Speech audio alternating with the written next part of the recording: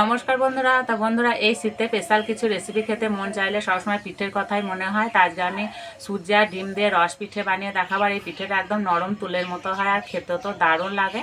আর বানানো খুবই সহজ, সবাই বানাতে পারবে, বানাতে একদমই সময় লাগে না, ঝটপট তৈরি হয়ে যায়। তা চলো আমি খুব সহজভাবে এই রেসিপিটি বানিয়ে দেখাবো। এই পিঠেটার জন্য আমি দুটো ডিম নিয়েছি, ডিম দুটো ফাটিয়ে নেব।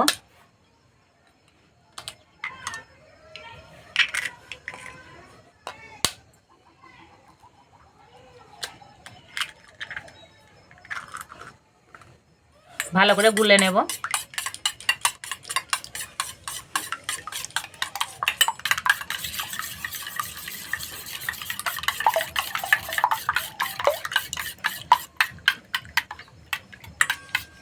ভালো করে গুলে নিয়েছে।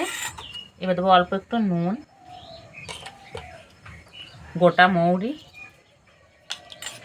এই গোটা মৌরিটা মুখে পড়বে, বেশ খেতে ভালো লাগবে। এবার অল্প অল্প সুজি দেবো, মেশাতে থাকবো।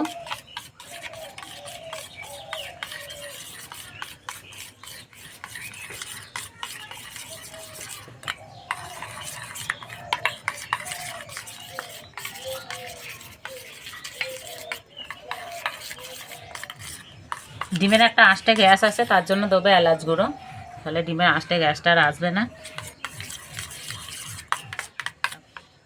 গোলাটা ঠিক এইরকম থাকবে, আমি আর সুজি দেবো না, কেননা আমি 10 মিনিটের জন্য রেস্টে রেখে দেবো। তারপরে কিন্তু গোলাটা অনেকটাই মোটা হয়ে যাবে।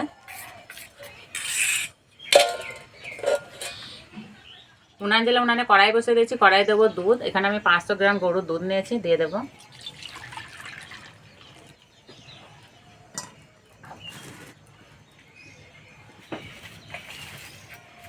দুধে দেবো একটা তেজপাতা, দুটো এলাচ।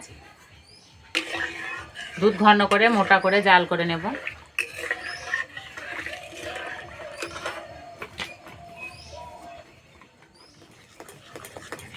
এবার চিনি দিয়ে দেব।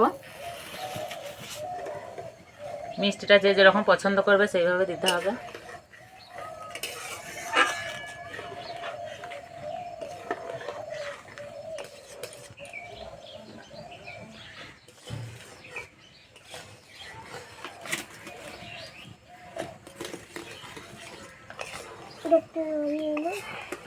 দুধের পরিমাণটা অনেকটাই কমে গেছে, এবার নামিয়ে দেব।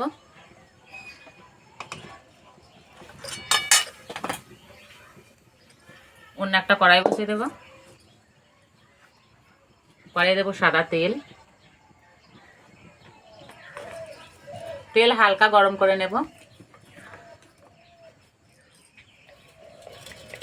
চাপাটা খুলে দেব। এই যে ঘনত্বটা অনেকটা মোটা হয়ে গেছে।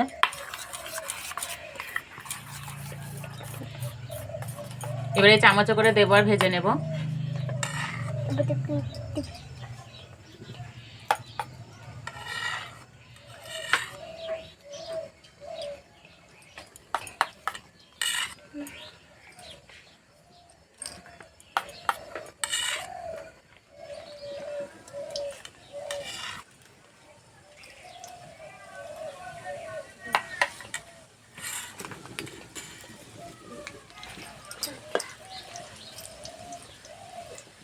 কি মোটা মোটা হয়ে ভাজা হচ্ছে।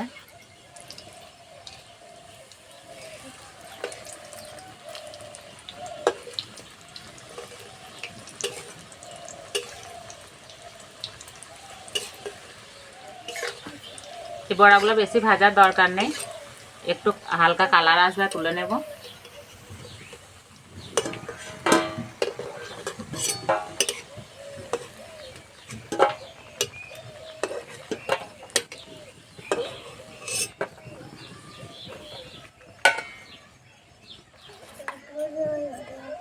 আর ভাজতে কিন্তু একদমই সময় লাগছে না।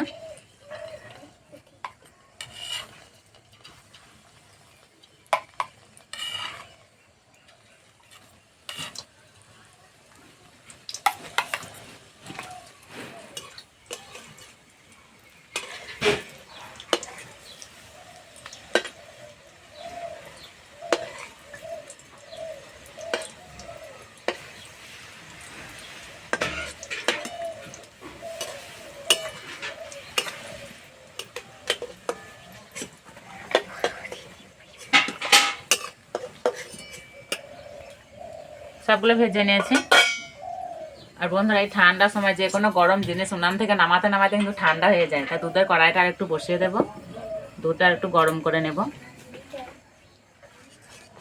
দুধ গরম করে নিয়েছি, উনানে আর জাল দেবো না। এবার বড়াগুলো দিয়ে দেবো।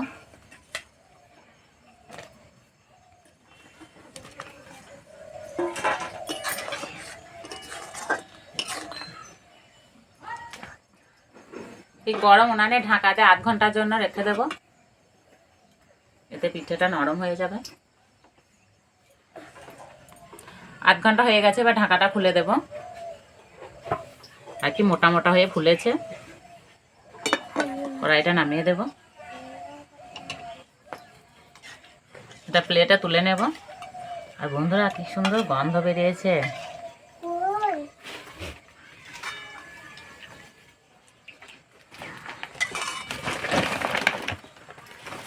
দেখতে কত সুন্দর লাগছে।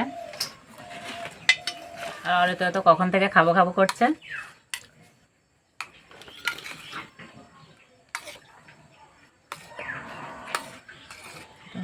না আর তো না, একদম নরম তুলোর মতো হয় এই রসবড়া পিঠাটি। এই যে, আর ভিতরটা একদম জালিদার হয়েছে। এই যে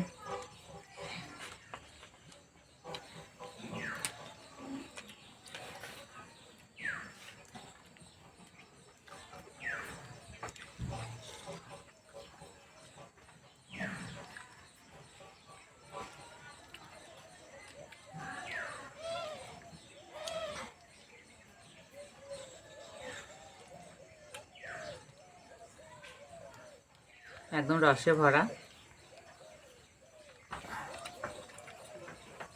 আর খেতে বন্ধুরা দারুণ লাগছে।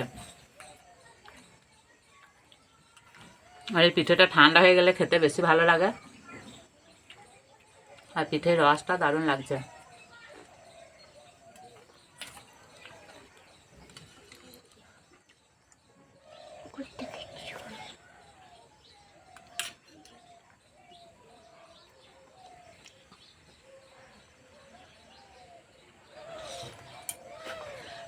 তো বন্ধুরা এই পিঠেটা একবার হলো বানিয়ে খেয়ে আমাকে কমেন্টে জানাবে কেমন লেগেছে। তো আজকের রেসিপিটা ভালো লাগলে বন্ধুদের সঙ্গে শেয়ার করবে, চ্যানেলটি সাবস্ক্রাইব করবে।